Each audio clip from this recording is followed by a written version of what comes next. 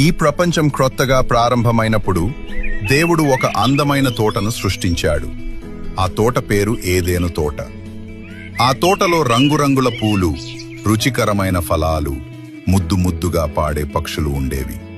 చాలా ప్రశాంతంగా, ఆనందంగా ఉండే ఆ తోటలో దేవుడు ఆదాము, అవ్వ అనే ఇద్దరిని సృష్టించాడు.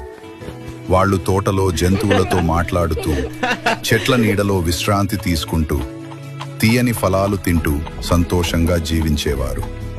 ఈ తోటలో ఒక ప్రత్యేకమైన చెట్టు ఉంది, జీవవృక్షం అని పిలిచే చెట్టు. దేవుడు వారికి ఒక్కటే చెప్పాడు, ఈ చెట్టు ఫలాన్ని తినకూడదు అని. అయితే ఒకరోజు సాతాను సర్పంలోకి దూరి అవ్వ వద్దకు వచ్చి ఇలా చెప్పింది, ఈ ఫలం తింటే నీవు దేవుడితో సమానముగా అవుతావు, నీకు మంచి చెడు రెండూ తెలిసిపోతాయి. అవ్వ ఆ ఫలాన్ని చూసి ఆకర్షితురాలైంది. అది బాగుంటుందని అనిపించింది. ఆమె ఆ ఫలాన్ని తిన్నది. తర్వాత అదే ఫలాన్ని ఆదాముకు ఇచ్చింది. అతను తిన్నాడు.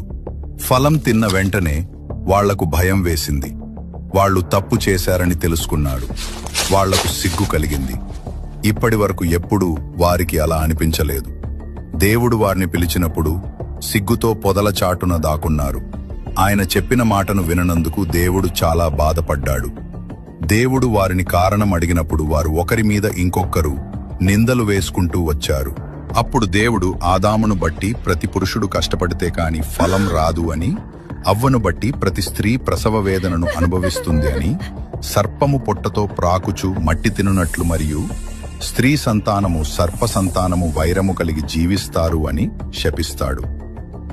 దేవుడు వారిని ఏదెను తోట నుండి బయటకు పంపించాడు. ఆదాము, అవ్వ తోటను విడిచిపెట్టి బయటకొచ్చారు. బయట ప్రపంచం చాలా కష్టంగా అనిపిస్తుంది.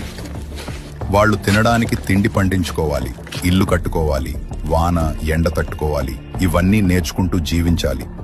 జీవితం ఇక అంత సులభం కాదు. వాళ్ళు కష్టపడి జీవించాల్సి వచ్చింది. కానీ ఆ కష్టాల్లోనే వాళ్ళు ధైర్యం, ప్రేమ, విశ్వాసం నేర్చుకున్నారు. వాళ్ళు పిల్లల్ని పెంచారు, వారికి జీవితం గురించి బోధించారు, ఏదెను తోట కథను చెప్పారు. మంచి నిర్ణయాలు తీసుకోవాలి, మన చర్యలకు ఫలితం తప్పదు అని నేర్పారు. ఈ కథ మనకి ఒక గుణపాఠము. దేవుడిచ్చిన మాటలు మన జీవితానికి మార్గదర్శకం. తప్పులు చేసిన వాటి నుంచి పాఠాలు నేర్చుకొని ముందుకు పోవాలి. ఇలాంటి మంచి కథల కోసం మన బైబిల్ కథలు ఛానల్ను సబ్స్క్రైబ్ చేయండి.